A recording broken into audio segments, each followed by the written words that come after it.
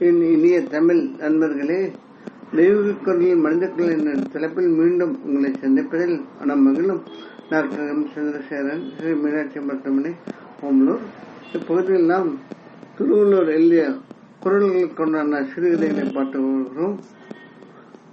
இக்கால மனித உலகில் நடைபெறும் நிகழ்வுகளை இக்குரலின் கதைகளின் பொருளாக கொடுத்துள்ளதால் திருவள்ளுவர் கருத்துக்கள் எக்காலம் பொருள் என்பதை நாம் உணரலாம்.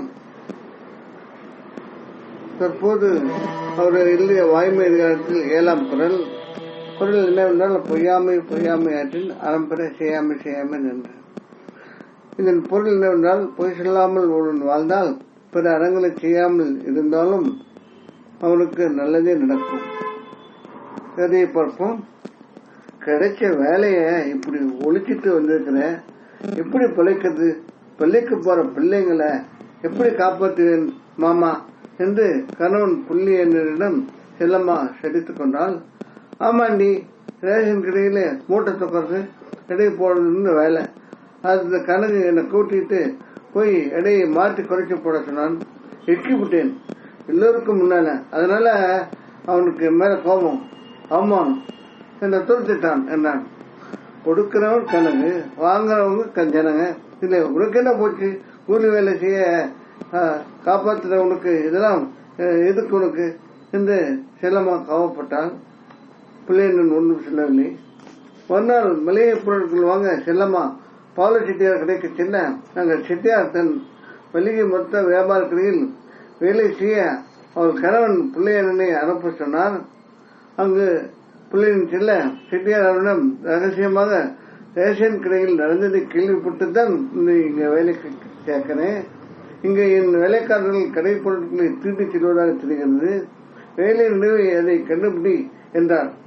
6 மாத வேலையில் பல வேலையாட்கள் திருட்டு ரகசியமாக செட்டியாரிடம் சொல்லி காட்டி கொடுத்தான். செட்டியார் மகிழ்ந்து சம்பளம் கூட்டினார்.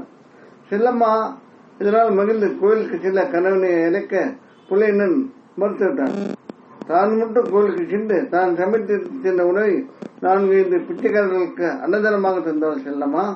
பள்ளியில் செல்லம்மாவின் மகன் நன்கு படிப்பதால் அவனுடைய ஆசிரியர்கள் தன்னை புள்ளியனை அழைத்து ஸ்பெஷல் டியூஷனில் சேர்த்தால் பள்ளியிலேயே முதல் மாணவனாக மருந்து வர வாய்ப்புண்டு என்று கூறினார்கள்.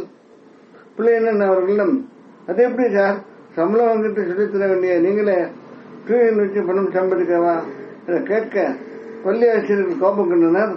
செல்லம்மா சென்று கெஞ்சி கேட்க கோபம் தெளிந்தது அவர்களுக்கு. பள்ளி ஆசிரியர்கள் ஒரு விலைக்கடை செட்டியாரின் மகன்.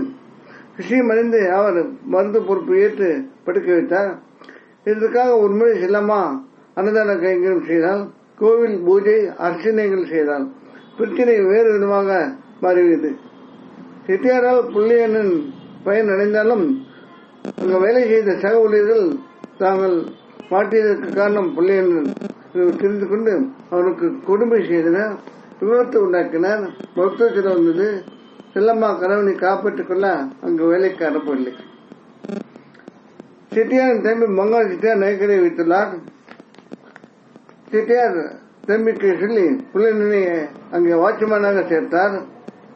பகல் வேலை புள்ளியனுக்கு கடைக்கு வருபவரை நாகரிகமாக ஸ்டிக்கப் செய்து அனுப்ப வேண்டும். புள்ளியனும் திறமையாக பேச வேலை செய்தான். முன்பை விட அதிக சம்பளம் கிடைத்தது, மகிழ்வும் வந்தது.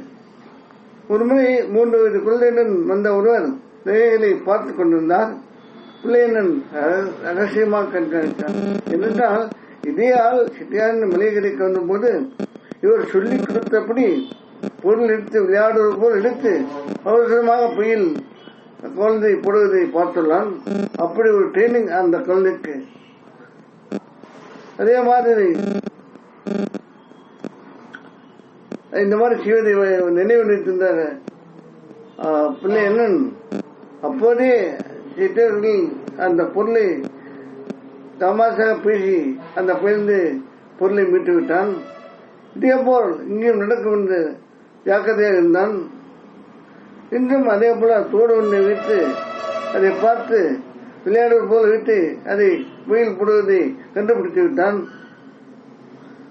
அதை பார்த்து பிள்ளையண்ணன் மற்றவர்கள் சொல்லி அந்த தோடு மீட்டு கொடுத்தான். போலீஸ் கேஸுக்கு போகாமல் அவமானப்படுத்தி அனுப்பினார். வந்தவன் ஊர் பழைய திருடன். ஒருமுறை பிள்ளையண்ணனை தனியாக செல்லும் போது பின்பக்கமாக வந்து அடிக்க மருத்துவமனை வைத்தியம் ஆகிவிட்டது. செல்லம்மா வாழ்க்கை வெறுத்து கோவில் சென்று புலம்பினால் மருத்துவமனையில் குடிகார ஒருவர் வைத்தியத்திற்கு வந்து மருத்துவரிடம் கலாட்ட செய்ய மருத்துவர் அதிர்ந்து போய் குடிகார கம்மல் வந்து ஒருத்தரை தாக்க போலீஸ் இருந்தது. குடிகாரர்கள் மருத்துவர் தான் தங்களை கைதாக கூற பிள்ளையண்ணன் உண்மை சொல்ல குடிமகன்கள் கைதாகினர். தலைமை மருத்துவர் அவனை பாராட்டி தன் நேரடி உதவியாளனாக பாதுகாவலனாக நியமிக்க அந்தஸ்தான சம்பளம் வாழ்க்கை அந்தஸ்து கிடைத்தது. நிலம்மா நன்றி சொல்ல கோயிலுக்கு சென்று வந்தால், அம்மா அப்பா உண்மை பட்டம் தான் பேசினாரு, அடுத்தடுத்து நடக்க வேண்டிய நல்லபடியாக நடந்தது. உண்மைக்கு எத்தனை மூலம் தந்தை வழி அறிந்த நான் அதே போல் வாழப்போகிறேன் என்ற மகன் பேச்சை கேட்ட மகன் செல்லம்மா அன்னதானம் செய்ய கோவிலுக்கு கிளம்பினார். வீட்டிலிருந்து கிளம்பினது. அன்பு நண்பர்களே, இந்த நடைமுறை வாழ்க்கையில நம்ம வேலை பார்க்கலாம், மற்றவர்களை பற்றி நமக்கு என்ன எண்ணங்கள் தூங்கி உள்ளது. அதாவது நாம் நமக்கு அறிவித்து நிறைவேற்றிக் கொள்ளணும், மற்றவர்களால் நமக்கு பாதிப்பு வரக்கூடாது, நாம் மற்றவர்களை பாதிக்க வேண்டிய அவசியம் இல்லை என்ற மனப்பான்மை பெரிதாக மக்களிடம் உள்ளது. ஆனால் இதில் ஒரு பிரச்சனை என்னவென்றால், இந்த பிரச்சனை பாதிக்கப்படும் போது அவர்கள் கவலைப்படும் போது அவர்கள் இழப்பு அடையும் போது அது மற்றவர்களை பாதிக்க வாய்ப்புள்ளது. அந்த மாதிரி சூழ்நிலையில் நாம் அதை பற்றி அக்கறை இல்லாமல் இருந்தால் நமக்கும் அந்த ஒரு பிரச்சனைகள் வரும்போது பல தொந்தரவுகள் வருவதற்கு வாய்ப்புள்ளது. மேலும் தவறுகள் நடக்கும்போது சமுதாய பாதுகாப்பு ஒன்று கண்டிப்பாக தேவை. அது காவல்துறையிலிருந்து வர வேண்டியதில்லை, மனச்சாட்சி உள்ள மனிதர்கள் அதை செய்ய முடியும். அதை செய்தால் அது அவருக்கும் நல்லது. அது இந்த உண்மை செய்யும் போது பல பிரச்சனைகள் வரலாம். அதை பொறுத்திருந்தாலும் அதுக்கு உண்டான நன்மைகள் நமக்கு உண்டு. ஒரு சில சமயத்தில் நாம் இதை ஒழுங்காக செய்தால் கோயில் கூட செல்ல வேண்டியதில்லை, அந்த அளவுக்கு இறைவனே நமக்கு உதவி செய்வார் என்ற அளவுக்கு திருவள்ளுவர் குரல் கூறுகிறார். நாம் சிந்திப்போம். வேறு ஒரு குரலுடன் அந்த கதையுடன் குரலுடன் மீண்டும் சிந்திக்க வரும் டாக்டர் எம் சந்திரசேகரன் அவனூர் இப்பகுதியில் வரும் கதையும் பொருளும் கருத்தும் அவன் கற்பனையானவை, யாரையும் இதையும் குறிப்பிடுவர்கள் அல்ல, அவர் கதையை சொல்ல வந்தவை. இக்கதையின் படங்கள் வலைதளத்தில் எடுக்கப்பட்டது. அதை பதித்தவருக்கு எங்களது மனமார்ந்த நன்றி. இக்கதையை மற்றொரு கணக்கை இலக்கிய சேவை செய்திட கேட்டுக்கொள்கிறேன். மனக்கவர் முருகன் நல்லால் தன் மிகவும் வாழ்ந்திடவும் மக்கள் வளம் பெற்ற வாழ்ந்திடவும் வேண்டி விடைபெறுகிறேன். வழக்க தமிழ், வழக்க திருவள்ளுவர், வழக்க திருவள்ளுவர் எண்ணங்கள் செல்லும். வணக்கம்.